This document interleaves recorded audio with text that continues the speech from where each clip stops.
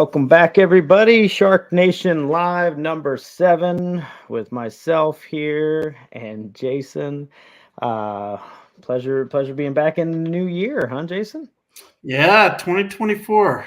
Kick the door in on 24, and 23 is in the rear view. Got to look through the windshield.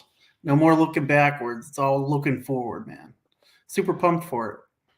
Yeah, no, it's for some people, it's their wait, the long awaiting. For us, I feel like we're just kind of rolling on in. You gotta have a good rhythm that you can just carry in year over year. I used to be one of the people with the resolutions and really, you know, something symbolic about the turning of the year. I really used to be like that, but now I still like it for a reflection. I think it's a good time to just pick your head up out of the water for a second and say, all right, where am I at? Is this what does this look like relative to last year? Um, you know, and hit milestones, but ultimately you got to stay in that same rhythm. Like, it's I overate at times during the holidays. I got out of my training workout rhythm. I got out of my work rhythm.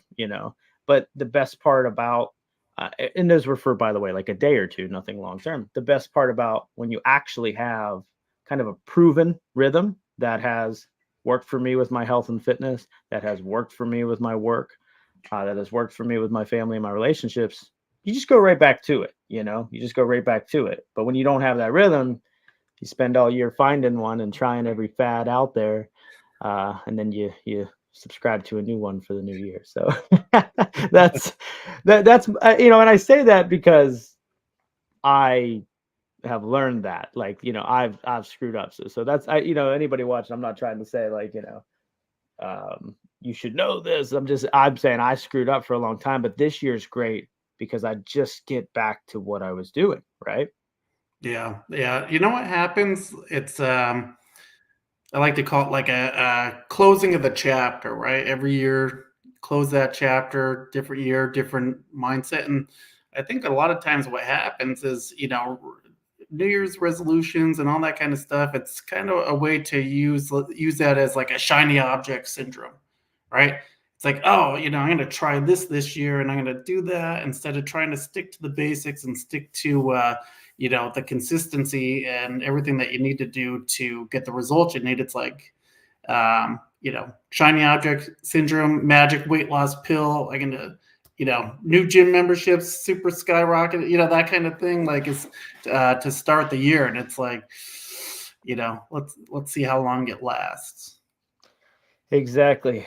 Although it does seem like, from a lot, I've avoided my big gym. I've just gone to kind of my community gym so far. I was just there this morning, actually. And from the people that I've seen that have gone, they actually said they weren't packed this year. I don't know if that's the case. Maybe people are starting to, hopefully they're finding a new rhythm and not just getting, like, oh, well, I'm not gonna be cliche, you know what I mean? Like, I'll no, let you know how it goes. I'm gonna go after our meeting today and see how it's filled up, and kind of go from there.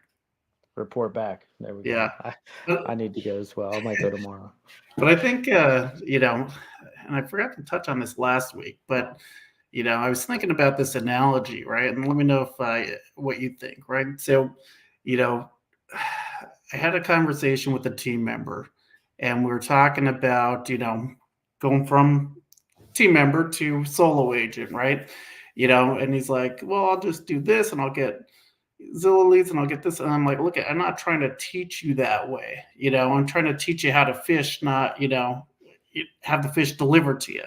I think what happens a lot of times with these realtor.com leads and these Zillow leads, it's kind of like the magic pill, like a weight loss pill, a get rich quick scheme where it's like, it takes away that illusion that you're actually doing the work because your phone's ringing and you're not the one actually calling, but you're kind of, you know, but if that phone ever stops ringing, like, they're changing their model, right? They're changing their business model. So if that phone stops ringing, that's going to affect your business, and then you're not going to know exactly how to pivot in that. So I'm like, look at that. I'm just trying to teach you the right way, trying to, So we is got one. This is, that yeah. How long?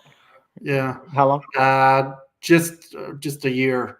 Yeah, just a brand new to the industry, brand new license, and then just yeah, like I said, he's has some early success, doing pretty good, and then it's like talking about the future, and I'm like, look at try to get those good daily habits because that consistency will win over time, and not just you know getting those like magic weight loss pills of Zillow and just throw money at lead services and just saying, okay, that's going to be my business. Yeah. So, and I know I had a team member that, came in, sold a ton of it, sold, I think 47 houses and 44 were from the team or something like that, and after about a year, did the same, just, and, the numbers stayed the same when they had left. So that's good. And, I mean, I want everybody to win, it's not like they leave the team and like it's bad. Like kind of our model is to build agents that can run without us eventually. That's really, we know nobody's going to stay with us forever. But I think the point is like using the team as leverage, number one. And I don't think people understand that's the point of a team. It's now you don't have to pay for a coach potentially. Now you don't have to pay for a CRM and then build out the systems. Oh God, because that's me. Now you don't have to, in our case, pay for an admin or a TC because we have that. Now you don't have to pay for, I don't know, motivation. That's the kind of coach, but you get what I'm saying. Like you leverage that stuff and you offset those expenses and you kind of have a built proven process that's battle tested. And, that's kind of the point. And that's not for everybody. Some people can do that very well. It depends on your core competency, but if you're just good with the people, get with the people and lean on that stuff. So leverage is one topic, but then on the other, it's, thinking that you can just, buy leads and it be the same. I mean, the prospecting skill has to be there. Like that's the thing that people forget. And sometimes a team is nice because it keeps you accountable to that stuff. Like I think there was a good study. I was watching this somewhere. I forget what it was, but there was a good study that had shown that we give better advice to others than we do to ourselves. Like, and I think we all could see that. Like I could jump on a coaching call with me. I'll give you the best real estate advice as an agent ever. But when it comes to me following it, like I need slapped around a little bit. That's why my wife does it, But, we all need accountability. All need coaching for sure. That's it. And I think with that, that really is what I think the team environment can do is give you that accountability without having to pay, $1,500, $2,000 a month for a coach. Because, you see a lot of solo agents that get stuck at a 30 to 50 range. It's because they ultimately are either too scared to hire staff, on the back end admin, because it sucks paying $2, $3, $4 grand a month for somebody, when you're just like, oh, I get all my commissions. And that's the mindset. That's why they leave the team or don't want a team. I want all my commission, so they don't scale because they can't hire staff or they don't hire a coach. And I have been in both of those spots where I've weaseled my way into paying for staff, like, oh, hire you for 12 hours and then 20, I like limped in. And then I've also been there where I'm like, I'm not paying 1,500 for a coach. If I spent 1,500 in lead gen, I would get X amount of leads. Like, yeah, but sometimes you don't need more leads. Sometimes you just need a better, boat to row in. Yeah, like I said, a lot of times it's not even just about the money or what you're providing, right? It's to help shorten the learning curve, right? So it's hey, don't make the same mistakes that we did. Don't do, let's brainstorm these things to see what kind of path that you want and get a game plan to go. So, when it is time to fly, little birdie fly, and you're going to go do your own thing, I'll still be here to support you in the background, but how do we work it so you grow your own business the way that you want to, and then not do some of the things that we did, so your trajectory is a lot higher than ours is going to be. You know what I mean? So yeah, no, it's so true. And I mean, I think there's two things with that. I think one is the team environment is so you can stay in your core competency. Like I'm really good at systems and processes, but cold outreach, I mean, I can be good at it, but it's not my like core competency. Freddie on our team is way better at cold outreach than I am. So like knowing, yeah, it's like a football team. Like, The running back has a skill set. The wide receiver has a skill set. The linemen have a very different skill set. In the court, it's different skill sets, and that's, I think, when you take that route, it can make real estate really fun because you stay in your lane. And you don't do. Maybe you hate writing offers. The cool part about real estate is build a model where you don't have to write offers. Like there you go. But on top of that, the other thing I wanted to hit with it was, and it's going to elude me here. I think I'm gonna. Where was I at? Teams. No, it was so good. Here I go with the brain fart. It'll come back to me. But Next one. On with the show. A team leader. Everybody's like, oh, they're making all the money. I mean, look, every team model is different, but the team, I'll tell you right now, almost any team leader you look at, they're making 0 or negative to 30% profit margin, whether they know it or not. There's very, very, very, very, and by the way, that's if they have a 50-50 split all the time. So if you're on a team and you've got like better than a 50% split, your team leader is probably making under 20% profit margin because they've got expenses and stuff like that. So it's not all it's cracked up to be. And a lot of people start a team for the wrong reasons. But I think as a team leader, if you start it for the right reasons, and hold it for the right reasons, it can be one of the most rewarding experiences because it's more fun to succeed together than alone. For those of you killers out there that want to start a team or are running one. And then for those of you that are joining or on one, again, it's more fun to succeed together than succeed alone, but it's also a lot easier not having to build every single thing from scratch and make all the mistakes that we've made. Because I'll tell you, I've made a lot of them. So to touch on that, new year, a lot of solo agents out there looking to start a team. What do you think would be some, pillars that, if you're going to start a team, what do you think that, somebody should be looking at to do first? Top 3 things that you should say right now would be, if you're going to start a team this year for 2024, New Year's resolution, your business has grown to a certain level and you're looking to make the jump into leadership instead of solopreneur, what do you think would be your advice to them? Identify your core competency. Like, what is it that you are just killer at? 1 or 2 things, so you put yourself in the team, so if that is listing appointments, that's going to look different than if that's systems and processes, right? So identify your core competency because teams are very different. You can build it around that. What value does it actually bring to the consumer? Like, don't just start a team because you have overflow business. Like, think about, well, I guess in that case it does because you can't serve some, but think about that. Think about what value it brings to the consumer. Maybe you have more showing availability. Maybe you have more experience that agents can lean on. So you need to know, like, we always think agent first and me, but if you think consumer first, you'll win bigger. So I think you need to think about the consumer. So core competency, the consumer, and it's, sorry, I don't know how else to answer it. You got to look at your P&L. You've got to set up a pro forma. You need to run it like a freaking business because I would say, and I have been guilty at times, I would say majority of teams, 90%, just start them because that they feel like that's the next step or they have a lot of business in their pipeline. And because of that, they think, they just bring on all these agents. And then majority of them are scared to ask for a split because they don't know why they're doing what they're doing. And then they end up not profitable or sucking their soul out in their production slumps and they look for another answer. So you gotta have set out the P&L, like the model, put it together and expand it. What does it look like with 5 agents, with 10, with 20? What will you need more? I mean, you can't anticipate everything, but start with the end in mind, right? Yeah. I mean, I'm totally guilty of that. So yeah, I was that solopreneur and, I had that overflow business and kind of started the de facto team where I'm like, hey, I just need some help here.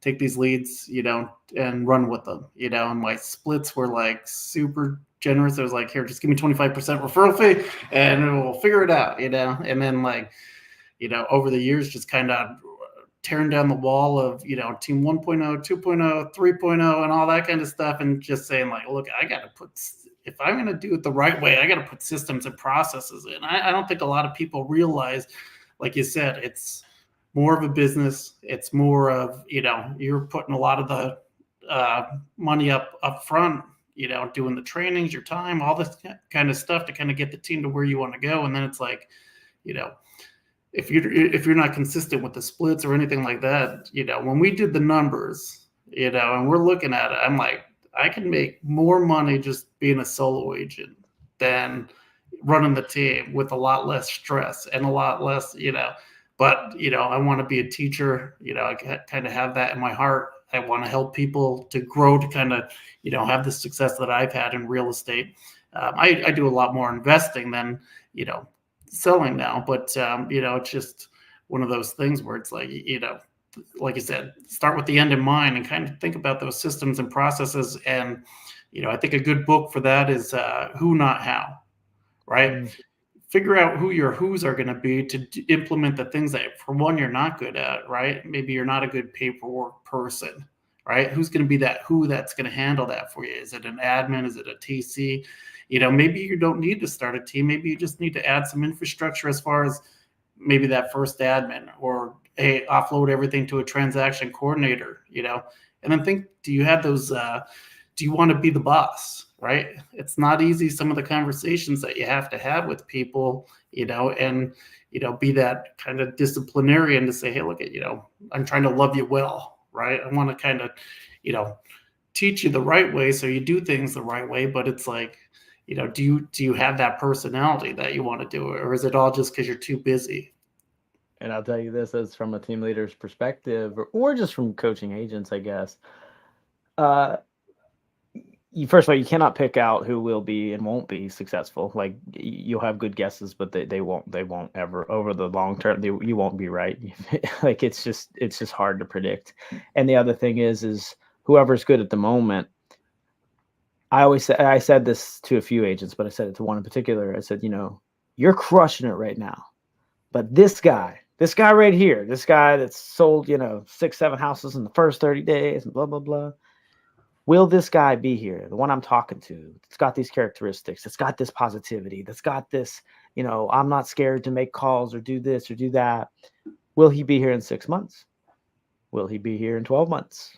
Will he be here in 18 months? Because always they fall off between, some it's 2 months, some it's 7, some it's 9, some it's 18. And sometimes it's why we talk about the accountability thing with the team, because it keeps it keeps metrics to keep this guy in place. That's at least the goal, so team member, stay the person you are when you're winning. That person's winning, not the person you become that gets lazy. And that's a symptom of goals, but that's a whole nother conversation, and team leaders. Yeah, you can't predict them. And then even if you find the good ones, let's see how long they stay with those good habits. And your job as a leader is to keep them in that person. So, or create the environment, I should say, and the accountability, and give them the clarity to stay that person. You can't force anybody to be productive, trust me. But you can create a good environment for them to be aware that they're not doing the things that lead them to be productive, right? Yep. Yeah. And I think, I'm implementing a lot more accountability and stuff. And at first, you're getting some resistance where it's like, why are you doing that? But I think when you explain it, the reasons why, why are we doing this now? We never did this. You know what I mean? What, and it's like, look, it's to help you. So kind of what I'm talking about is like, all right, if we're just going and there's no accountability and we're not tracking what you're doing daily, how am I supposed to help you help yourself? Right. So it's like, well, I don't have any deals under contract. Well, it's like, okay, well, how many calls did you make? I don't know. Well, it's like, well, let's start from the beginning. If you didn't make any calls and you don't have any showings or, consultation meetings or anything like that, then let's work. We can work on, what are you saying during the calls, or what's your icebreakers, that kind of thing.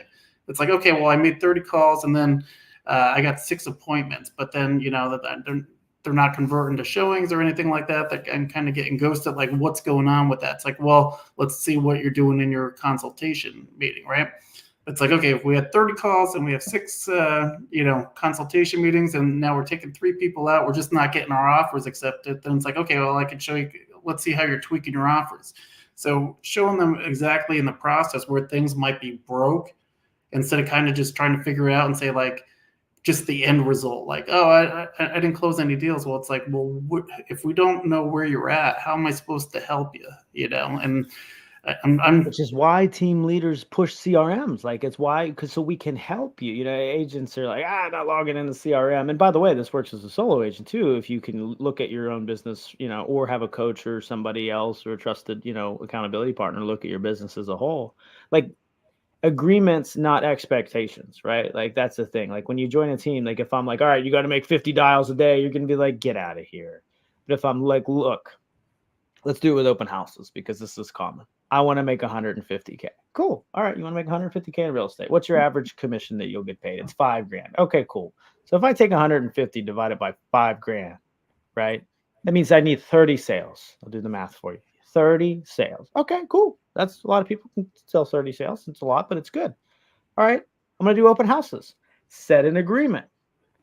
How many would we say come into an open house on average? Some you have 0, some you have 20.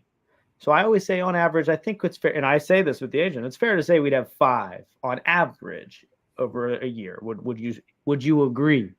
They obviously generally say yes. Okay, cool. So we've established 5 people in an open house. Now, if you had people sign in or come in and talk to them, if you got 20 of them, do you think you could convert 1? Oh, sure. And then I go both ways. I'm like, what about 15? What about 10? No. So we've established 15's a maybe, but let's go with 1 out of 20. Okay, so you see how I do this? Like 1 out of 20, and we think 5. We have set an agreement. This is a theory that we agree on together, right? Now we need 30 sales. We need 20 times the number of sales and people in the open houses to get that. So we take 30 times 20. We need 600 people. Well, how many open houses does it take to get 600 people to sign in, right? 5 per open house. So divide 600 by 5. You need to do 120 open houses in a year. This is where people start to go, oh, that's what, whoa. And there's 52 weeks in a year. That's 2.3 per week. Do 1 Saturday, do 1 Sunday. If $5,000 is your average commission, there you go. Take it, go do it for a year. Don't do anything else. If it didn't work, the math was wrong. Yeah. Or maybe you have to tweak getting the leads into the funnel of the open house. Maybe you have to tweak something like that. But yeah, exactly. Stick to your core competency and, like you said, know your numbers and work your way backwards on that. But I think when you break that down and like as an agent, you hear like 600 people, shit, it's an eye opener, right? Because a lot of times the conversion rates, a lot of people don't realize, how low these conversion rates are. And they think like once a call comes in, it's like I take them out and they close and go happily ever after. And it's not the case. It's, 3 out of 100 for internet leads, right? 3% conversion rates. Like, so you got to get to that 3 quick, you're going to get told no an awful lot, right? But it just, I've had so many agents, that even though they're buying realtor.com, it's still an internet lead, so you assume say a 3% conversion rate, unless it's like they're scrubbing them, like Zillow kind of does call them, they're a little bit higher, but they're not that great still, and they're way more expensive. But that said, I had an agent come to me about realtor.com. She's like, they suck. I hate realtor.com, blah, blah, blah. And I'm like, okay, how many leads have you gotten? 27. I'm like, well, I got news for you. You need probably 30 to get a sale. So you could have 2 more leads and they all could suck. And then you could get your 1. And by the way, this doesn't apply over a small set of data. This is a rule that you see over a large set of data. When you have a small set of data, you could have 6 out of 30, or you could have 0 out of 30. But over 200, you're going to start to see the rule apply, you know? And I mean, this stuff, we sit here like, oh yeah, it's amazing how many, and we get away from it, I do, and I'm sure you do, Jason, right? But it's amazing, how many, not just even real estate agents, but business owners don't look at this stuff. Like it don't stick to it. They just operate off of emotion, The numbers don't lie. Like they tell you the truth, but a lot of us are these feelings in the way. Yeah.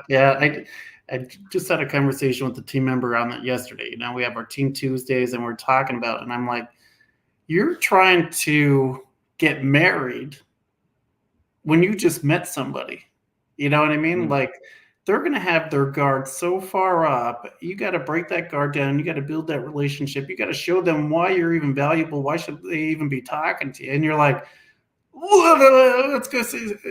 Let's go see all the homes. It's like, take a breath, man. You know, for one, you probably have about 3 to 5 seconds to kind of build that rapport, get that icebreaker, just to have a conversation. Then you got to kind of show value and all that kind of stuff just to get to the next level. It's like, you know, when I think about it, I'm like, man, how did I do so well? You know, when you start seeing all the numbers from the top level thing from a team leader, and it's like, how did I convert all that? You know what I mean? It's like, and then you think about it and you go through it and you're like, man, just making the calls, you know? Like you said, one Having out of real conversations with people, you yeah. know? And here's another one. So I went through as an exercise with the team yesterday. I went through, I was in the trenches and doing a little bit of prospecting on some old leads. Honestly, because I accidentally applied a drip campaign to some old leads, like 2 years old. By the way, it still resulted in 5 new clients. So, Yeah. you know, We're there. even accidental things, when you reach out, shit happens. But I took them through the conversation, and I'm not going to go through the whole thing because obviously, you know, I've already went through a math equation as it is on here. But the point is 2 things. One, I sent, like, she was just browsing, right? You know, so response just browsing like any internet lead does. You know, and I just like, okay, cool. Are any homes catching your attention? What do you think of the houses on the market currently? I knew where she was looking because it was plugged into her IDX. I sent her a list of homes. I'm like, which one's your favorite on this list? Like, I'm just asking questions. Obviously, you know, like, there's no, like, there's motive, but like, it's not clear. I'm just like, it's having a conversation. It's like, what did you think of the pizza sauce, like, at this place? You know, it's just questions that are valid. So key one is I just ask questions, and there's probably about 8 questions before I made, it's 8 jabs before I made a right hook. A right hook is something for me, and that's why I asked her to get on a Zoom, and I'll come to that in a second. So there were 8 questions before I right hook. But one other very important thing that agents miss: she had revealed she had some health problems and a bankruptcy in one text, and then on another one, she had revealed that she was tired from her job, so she wasn't really doing anything serious this week. When they say anything like that, I watch a lot of agents that just kind of blaze through and just like, well, when can we meet? Or, well, let's see the houses. Like, you absolutely have to stop and don't, like, the text reply to that was straight up just acknowledging and having empathy for them saying that. So, like, I can't stress that enough, because I've seen that with a lot of agents where they're just like plowing through because they are in prospecting mode. If you do get them there, you Yeah. know, when she had said that, I stopped and just said, you know what, thank you for, you know, I understand life throws some real curveballs. You know, I can't imagine what that's like. You know, thoughts are with you, you know, and then you wait a minute and then you send the next text, you know. And I don't remember, I have to pull up what I had here. But anyway, the point. So I did all that. And then I asked to jump on a Zoom because it would bring more value to their search. And I said, I don't care if you don't buy for 5 years or forever. At the beginning, she said, I don't want neighbors breathing down my neck. This was the first text. I regurgitated it and said, let's see what neighbors not bringing down your neck really looks like. You know, so I was listening. You have to regurgitate back what they said, because I was actually listening, actually having a conversation. So I think that's a very important thing to see is, you know, this is the lead that, and then she then told me to follow up with her after the first week of January. You know, this was a lead that was an accidental drip assignment, that I am not in production. Hell, it's in Pennsylvania and I'm in Tampa, and I still got in the trenches and had a conversation back and forth that I'm not scared to roll the sleeves up, you know, and, you know, we got to the point where we're going to have a follow-up the first week in January from a dead lead from a year and a half ago from, I think it was from pay-per-click. Nice. So, Well, it's amazing what happens when you reach out, right? Only good things happen when you reach out. You never know what opportunities are out there. But, it's like, that's why God gave you 2 ears and one mouth, right? Pay attention to what people are saying, build that relationship with them. I think people get so excited when somebody actually is on the phone to talk to them that they just, a million miles per hour. And it's like, you don't stop to kind of just pay attention to the person across the phone. What are you guys looking to do? I'm always saying that, hey, what are you looking to do? How can I help? Or, like when you're saying, hey, I'm just browsing. I'm like, okay, what do we find that's good? Just to kind of change the dynamic and just start building like an icebreaker, I call it. And it's like, okay, make it funny. If they tell you F off, they tell you F off. On to the next one, you know what I mean? Follow up at a later time. But, have fun with it. I mean, life's too short to kind of make it so serious where people get so, I got to make my calls, so nervous. Like you said, back in your day, you'd be all nervous and you'd be like, I got to go slam 3 beers and then I'll make my cold call. You know what I mean? It's like people have to get themselves in that right mindset. But I think when they do that, they get so nervous and so overwhelmed. It's like, just have some fun with it. Just another person. Yeah, well, and I think for me it was stupid, but for me what it was when I was cold calling for sale by owners and expireds, they had no inbound. For me, I don't care how they come inbound. It's a mental thing. When they, click on an ad or inquire on a property or just come through a DM, I feel like, well, now you've given me permission to do whatever I want. Not what, you know what I'm saying? Not whatever I want Yeah, to no, follow I get up. you. And like, so for me, cold outreach is really tough. It's really tough for me. It's not a core competency. Yeah, I did drink 3 beers before I would call because I just couldn't deal with it. It was, and I knew that wasn't good. So I cut that out. And I'm still made it work, by the way. I probably listed, 15 expireds that year, or for sale by owners. As for sale by owners. But, I think for some reason for me, when they've come in, I feel like I have permission to do all that follow up. And I mean, it happened. Even I was on with an agent yesterday, and I was talking about our follow up strategy and how important it is. And it, and he was asking about it. I'm like, well, here's the good part. You scheduled with me, so now you're in my CRM. So now you're going to get all my follow up. I even told him, I was like, now you're going to get it all because you scheduled with me. So there's an unsubscribe button if you don't like it. Get out. But I think you hit the nail on the head, right? Do what you like to do. If you like doing open houses and meeting people there face to face, then do that. If you don't like doing cold calls and calling FISBOs and expired, you're not going to be a happy employee for yourself. It's going to make you miserable. Do the stuff that you like to do, and it's going to resonate, and you're going to be able to take that and be more successful than being like, well, I have to do this. Or you said to do that. It's like there's a million ways to, cook an egg, right? Do what's best for you in the way that you like it, because at the end of the day, it's your business, right? So interesting ways to do it. That's why I love this business. I mean, I've said it many times. Like, I mean, I am podcasting right now relative to work. Yeah, the goal is to have people that are like-minded with us see us and be attracted to what we do through our efforts in real estate, through our team, through our partner model, through our coaching and marketing. Yeah, cool. That's what the goal. But still, like, I get to just do a podcast. I did a podcast for fun when I was 15 years old on tech. Like, I live in tech apps and like design systems. Like, that's what I've always wanted to do. And I made residential real estate sales work for the tech nerd inside me. Like, that's what's so cool is it can. And and I had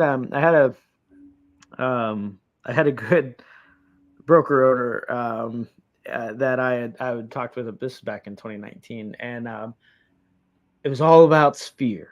It was all about Sphere, and there's nothing wrong with Sphere. Sphere is great. Sphere is the highest % conversion rate you will possibly get, like of any like lead generation source or prospecting source or whatever business source. Sphere is the best. It's gonna be the highest turnover rate for you, but it's not the only way. And I was so agitated at how much, there was like, that's the only way. It's like BS, because I'll tell you right now, I ran a decent sphere business. I sold 30 a year in my sphere back when I was living in Pennsylvania, and the team was selling 100 and change, right?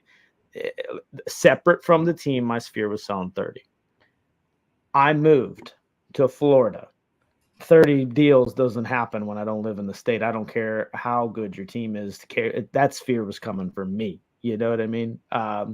So when you take me out of the business, that doesn't work. I was only able to move and carry the business that I had because I didn't build it on sphere. I had sphere that worked. It was great. But that team that I built on internet lead gen is what kept me borderless, essentially, for where I could operate. And at the time, it was just so I could take vacations, is why I built it that way. I'm like, not like all the time. It's just so I didn't want to be. Hell, and we go to a lot of conferences in real estate. You need to have your business working when you're going to all these damn conferences and learning all these new skills. So for me, I was like, man, I need something that can work when I'm not in the state. And then I ended up leaving the state, so it worked out. Well, I think this would be a good transition for like 2024. People are making that career shift. And I think real estate and going into the real estate industry is that shiny object, right? Because people want a couple things. They don't want a boss. They want to be their own boss. They like that freedom to do what they want, when they want, where they want, right? And then they want that unlimited income potential of, hey, look, there's no cap on, I can't jump up to middle management or upper management. There's that hierarchy of W-2 jobs, and they're like, I could just kind of bypass all that and, go straight to the top if I do it the right way. So do you see that where a lot of people are trying to transition into real estate this year? What's your advice for people that are, kind of trying to make that switch and take that new career path? Because people think, you see it on HGTV and it's like, all we do is just open houses and, and then the money just like flows in and then that's it. Yeah, I mean, I think you always see it. Obviously, there's been a lot of agents that have exited the business, and I would just say the amount of interest towards the shiny object has just remained the same. It hasn't really went up or down. It's just kind of been the same, but we've lost so many agents over the last year or so. Now attention is more on the ones coming in because, there's such an exodus. But anyway, so I'd say it's the same. There's always the disillusion for the reasons, though. Like, they always get in because of what they see on HGTV, and they think it's fun and glamorous because all of us, including myself, post a lot of cool stuff as being a real estate agent, whether it's a lot of sales or a cool lifestyle or whatever. But we don't often show the nitty gritty enough. The fact that I just like am a hermit in this office throughout the week. Anyway. Yeah. Nobody wants to see you digging ditches and doing all the hard work that makes it happen. It's always like that one internet meme where it's like the upside down mountain or whatever. And it's like, you only see, like, social media is a highlight reel. You only see all the good stuff. Nobody sees all the work underneath it to make it happen. And I think a lot of people get into the business for the wrong reasons. And that's why you see a lot of the mass exodus. It's like, they don't realize it's a sales job. You have to make calls. You have to talk to people. And some people are like, I don't want to talk to anybody. It's like, you're not probably going to do well in this job if you can't communicate well, right? And it's like, and really, what job do you not talk to people? Like there's always something. Like, if you're a Walmart cashier, you're talking to people. If you're, an IT coder or something, you're working for a company, like, you got to report to your project manager or something. Like, you always got to talk to somebody. Dude, I was the IT guy. I was the help desk guy. You ever see that Saturday Night Live Jimmy Fallon thing where it's like, move, fixing your computer? Yes. Yeah. So that was me back in the day, and telling people, get out of my way so I can fix your computer. I don't want to talk to anybody. But I was introvert, right? I didn't want like talking to people. But then as my career trajectory went up, you have to learn new skill sets, right? So, I was an introvert. I didn't like talking to people. Anybody that knows me now is like, you didn't like talk, you know what I mean? But it was like, I had to build those sales skills and learn how to talk and communicate and all that kind of stuff. And then it's like, you could kind of take steps and build on yourself, take what was working for you before, add new skills to yourself, and then be a better person and, more attractive and all that kind of stuff. Well, skills compound, I mean, first I learned how to, well, I mean, it probably steps back. I mean, probably, before real estate, I mean, actually, I guess it was probably working at my dad's car lot. There's probably something before that as well, but you will start there. And then, you learn how to sell a used car, and then you get your real estate license. And then I had to learn how to suck it up and pay to generate internet leads and work them, you know, and prospect, because that was why. Yeah, I got the internet leads, but I also prospected the for sale by owners expired. So I learned the skill of prospecting. Okay, cool, that works.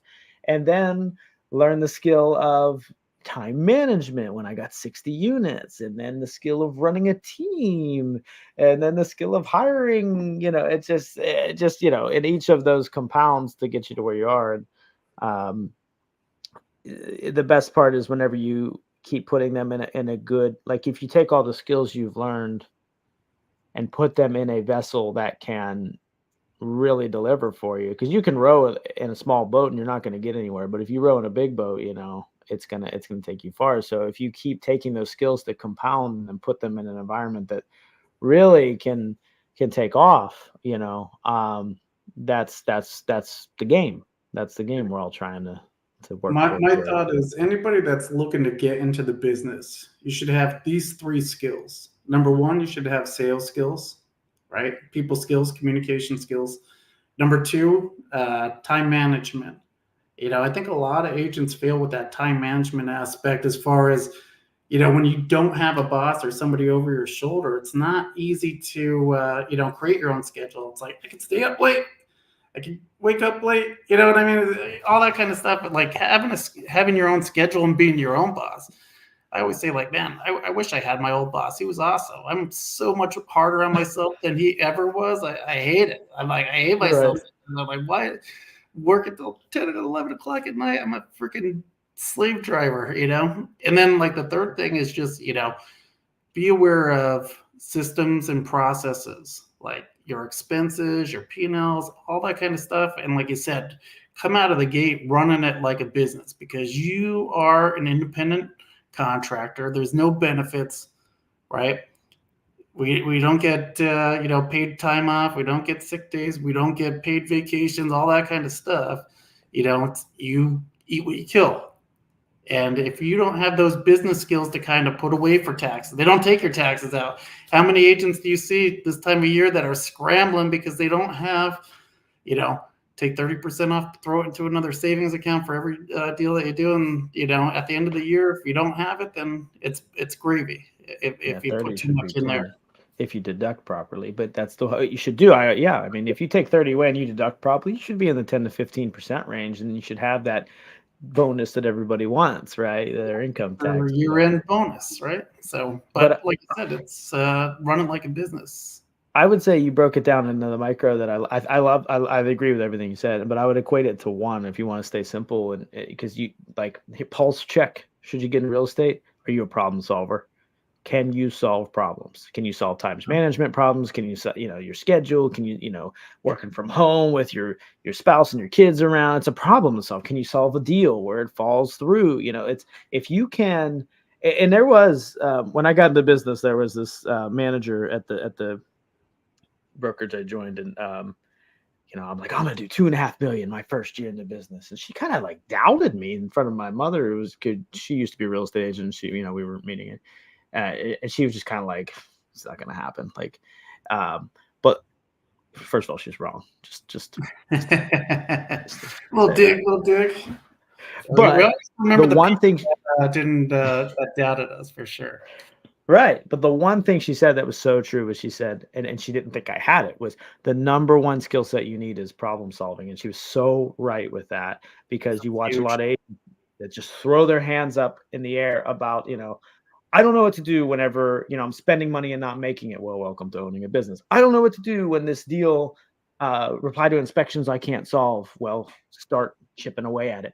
I don't know what to do whenever, my kids are running around and I'm supposed to be working. Yeah.